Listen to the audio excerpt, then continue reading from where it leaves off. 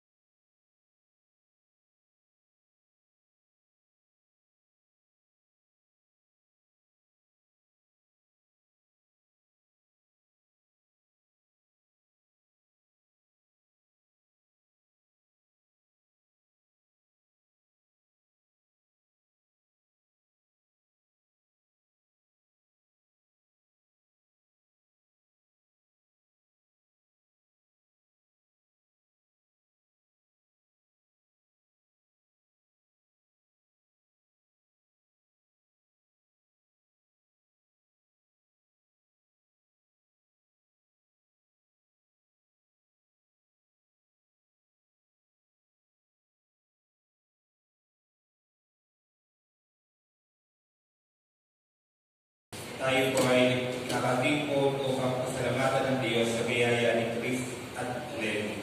At sa ating balipipiriwa, tayo po ay humingi ng tawad sa Diyos dahil sa ating mga nagawang kasalanan.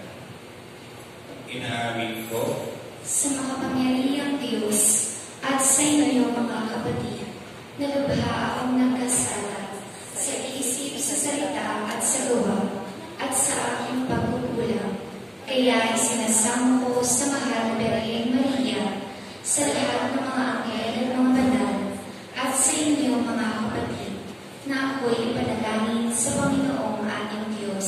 Kaawaan tayo ng makapangyarihang Diyos, patawarin tayo sa ating mga kasalanan, at patabayan tayo sa buhay na walang hanggan.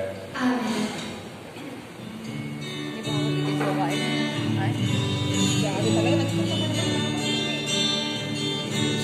Nalito kayo ngayon upang patibayin ang inyong kapamahalan sa harap ng sambayanang Kristiyano na nagtitipon ngayon. Umasa kayo na kami ay inyong kapiling na maglalakbay sa buhay na haharapin ninyo bilang mag-asawa sa pamamagitan ng paghingi sa Diyos ng panalangin ng kanyang biyaya at pagpapala.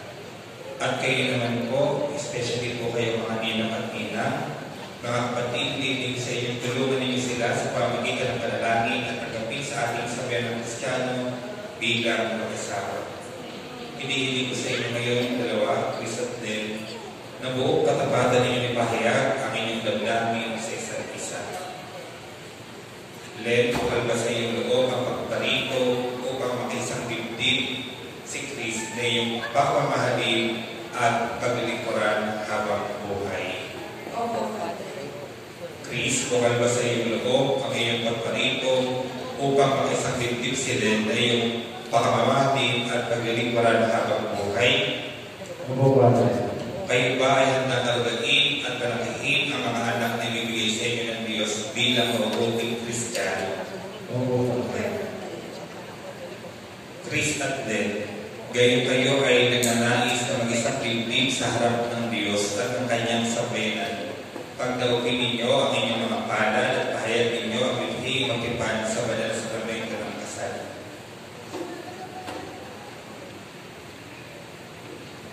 Len, sumasang-ayon ka ba na maging asawa si Chris na narito kayo na alinsunod sa batas at mga tuntunin ng ating banal na simbahan? Opo, Padre. Buong puso ba ang pagkakalugos sa kanya na iyong sarili bilang kanyang may bahay? Opo, Padre. Buong puso ba siyang tinatanggap bilang asawa? Opo, Padre. Chris, sumasang-ayon ka ba na maging asawa si Len na narito ngayon alinsunod sa batas at mga tuntunin ng ating banal na simbahan? Opo, Padre. Buong puso ba ang pagkakalugos sa kanya na iyong sarili bilang kanyang asawa? Opo, Padre. Buong puso ba siya tinatanggap bilang may bahay? Opo, Padre.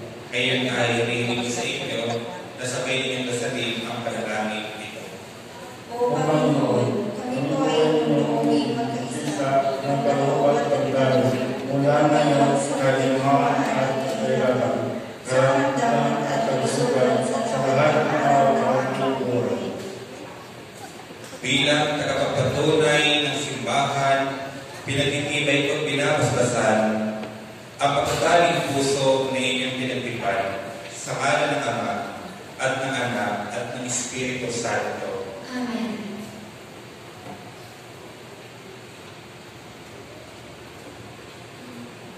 Chris at Len, ngayon ay hilingin natin sa Diyos ang kanyang pagbasbas sa inyong mga siksik at aras. Ang Panginoon ang pinagmumulan ng aming tulong. Na siyang may gawa ng langit at lupa. Manalangin tayo. Basbasan mo, O Panginoon, itong mga siksik at marapatin kong sila Chris at Len na magsusuot nito na maging kawangis mo sa iyong wagas ng pag-ibig at walang baliw na katapatan. Iniluluhog namin ito sa pamagitan ni Hesus Kristo kasama ng Espiritu Santo hanggang sa walang hanggan. Amen.